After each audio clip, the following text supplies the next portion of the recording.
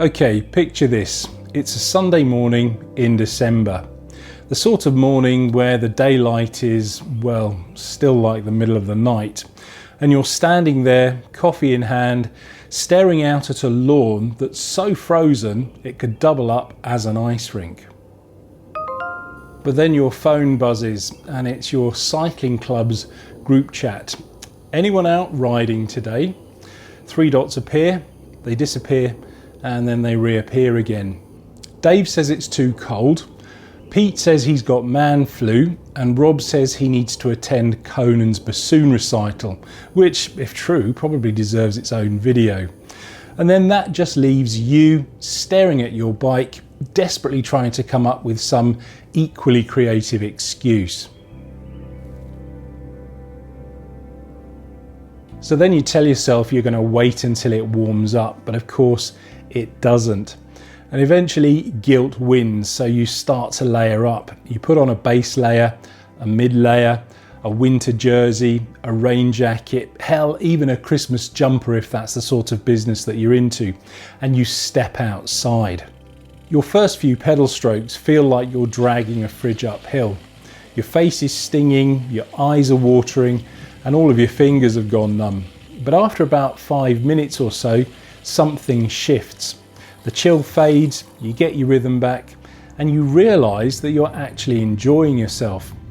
This is the secret that many riders never get to discover, and that is that winter riding is only awful until it isn't. Unfortunately, many people never get past that first 5 minutes, and that's all down to a few classic myths and mistakes. Well, that ends today. Myth number 1 is that it's too cold to enjoy. Now, this is the classic moan. Every year it's the same chorus. It's too cold, it's too dark, it's too miserable. But what if it's not the cold that's miserable, but it's you, dressed up like a polar explorer? Many riders make the rookie mistake of dressing for the first half of the ride, not the second half.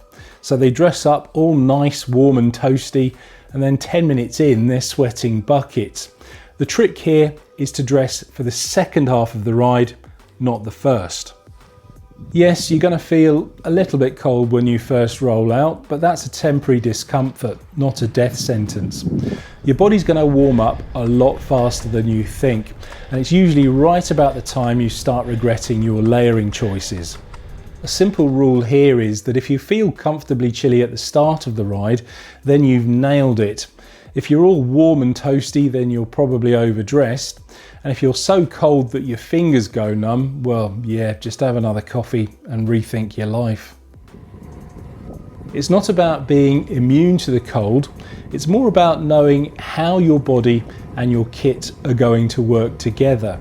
So things like thermal layers, windproof jackets, merino socks, etc. are all fine and dandy, but the real upgrade is experience and learning what you need rather than what the adverts tell you. Myth number 2 is I'll get ill riding in the cold. Yep, I can hear my mum now. Don't go out in the cold, you'll catch your death. But let's just clear this one up for good. You don't catch a cold by riding in the cold. You catch it from other people. Standing in a supermarket queue behind somebody who's coughing and sneezing away, well, that's probably fairly risky. Riding in the countryside, miles from anywhere with lungs full of fresh air, well, you tell me.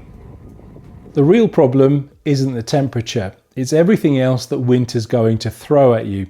So shorter days, less sleep, more stress, and shall we say a little more festive hydration, and leave it at that. If your immune system's already juggling things like mince pies, alcohol and terrible sleep, then yes, a hard winter ride may well tip it over the edge, but the ride itself, that's not the villain. The truth is that winter riding can actually strengthen your immune system. You're out there exercising, breathing fresh air, and boosting your circulation. These are all things that your body quietly appreciates. Myth number 3 is you can't train properly outside in winter. And to be fair, this one's kind of half true, but only if your idea of training is smashing every single Strava PR as if you're riding for Team Sky. Winter isn't for speed, it's for stubbornness. And the riders that will see the most gains aren't the ones that are going to be smashing out the intervals over the winter. They're going to be the ones who are quietly building endurance, discipline, and the mental fortitude to leave the house when they'd rather be sat on the sofa watching Emmerdale Farm. If summer rides are for ego, then winter rides are for character. You don't need to be fast, zone 2, conversational pace, and maybe stop at a cafe, assuming you can find one that still serves actual cake rather than energy balls. Real winter training isn't in your legs, it's in your head. Every time you show up, you're teaching yourself to do something hard that you don't really want to do. And that, boys and girls, is what makes you bulletproof. Myth number 4 is I need fancy gear to ride in winter. This is basically a marketing myth that can cost us a small fortune. We've all been there, scrolling on websites, convincing ourselves that a £300 jacket will help us love riding in 3 degrees Celsius. Obviously, good kit's going to help, so things like waterproof gloves, overshoes and thermal tights are all going to make a difference, but to be honest, you don't need to dress like a Rafa advert to stay warm. Some of my best winter rides I've done with mismatched layers, cheap waterproof gloves and a buff that I found down the back of a wardrobe. Winter comfort doesn't come from a high price tag. It actually comes from managing moisture. Sweat is your real enemy here. Once you're damp, you're doomed. So learn to ventilate, delayer, and master the mid-ride jacket unzip. Okay, you'll look ridiculous, but so does everybody else in winter. What matters isn't how you look, it's that you've dragged your sorry ass out the door. And once you're out there cycling and enjoying yourself, you might just realise something. You don't need more gear, you just need fewer excuses. Winter riding is never going to be easy, but that's what makes it worth it.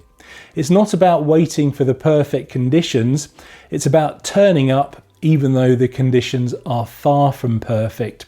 It's about proving to yourself that you're more than your excuses and finding the joy in the moments that most people will never get to experience. So this winter, don't wait for the sun, don't wait for motivation, just get dressed for the second half of your ride and roll out. You might just surprise yourself. I believe there's always something new to learn that can make our cycling even better. And that's why I've created my own free monthly newsletter. If you'd like to sign up, I'll leave a link in the description below. In the meantime, thank you for watching and I'll see you on the next one.